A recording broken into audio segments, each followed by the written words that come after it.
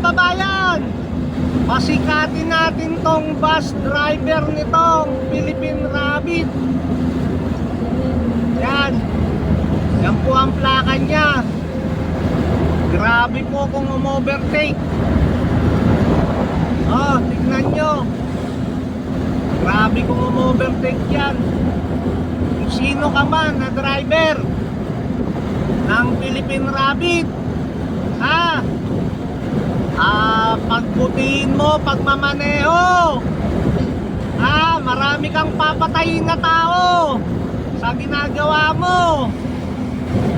Kung umovertake ka, grabe ka, muntik mo na ako. Ano tingin mo sa dala mo? Kotseng maliit, ganun ka na lang sumingit. Yung may-ari ng Philippine Rabbit, yung driver nyo,